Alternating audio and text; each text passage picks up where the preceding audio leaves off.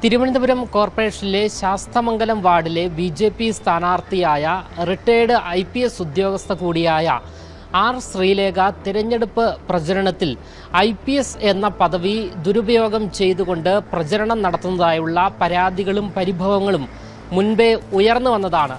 ഇതിന് പിന്നാലെ ബാനറുകളിൽ ഉൾപ്പെടെ രേഖപ്പെടുത്തിയിരിക്കുന്ന IPS എന്നുള്ള ഭാഗം മായ്ച്ചു കളയുകയും ചെയ്തിരുന്നു. എന്നാൽ ഇപ്പോൾ ഈ സ്ഥാനാർത്ഥിക്കെതിരെ തുടർ നടപടിക്ക് തെരഞ്ഞെടുപ്പ് കമ്മീഷൻ കളക്ടർക്ക് നിർദ്ദേശം നൽകി എന്നുള്ള ഏറ്റവും പ്രധാനപ്പെട്ട റിപ്പോർട്ടുകളാണ് ഇപ്പോൾ പുറത്ത് വരുന്നത്. ഇതിനെതിരെ പരാതി നൽകിയ ശാസ്തമംഗലം വാർഡിലെ ആം ആദ്മി പാർട്ടി സ്ഥാനാർത്ഥിയായ ശ്രീ രശ്മി ഇപ്പോൾ മറുനാടനോട് പ്രതികരിക്കുകയാണ്.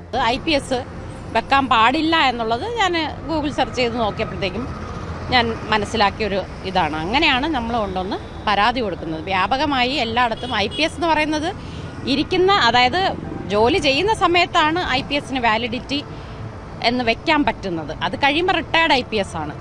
അതിൽ റിട്ടയർഡ് പോലും വെക്കാതെ ഒരു IPSകാരി മത്സരിക്കുന്നു എന്നുള്ള രീതിയിലാണ് ഈ പ്രചരണം പൊയ്ക്കൊണ്ടിരുന്നത്. അങ്ങനെയാണെങ്കിൽ അപ്പം തന്നെ ആ വ്യക്തിയെ ഡിസ്ക്വാളിഫൈ ചെയ്യേണ്ടതാണ്. പക്ഷേ നമ്മൾ നാമനിർദ്ദേശ പത്രിക കൊടുത്തപ്പോൾ അതിനകത്ത് പല പാർട്ടിക്കാരും ചോദിച്ചു IPS വെച്ചിട്ടുണ്ടോ. അപ്പം അതിൽ വെച്ചിട്ടില്ല. അവിടെ വെക്കാതെ ബാക്കി പോസ്റ്ററുകളിലും അവരുടേതായ ലീഫ്ലെറ്റിലും അഭ്യർത്ഥനയിലും എല്ലാം IPS വയ്ക്കുമ്പോൾ അറിഞ്ഞൂടാതെ വെച്ചതാണ് എന്ന് മനസ്സിലാക്കാതിരിക്കാൻ എല്ലാവരും മണ്ടന്മാരല്ലല്ലോ. അപ്പോൾ അതുകൊണ്ട് മാത്രമാണ് പരാതി കൊടുത്തത്.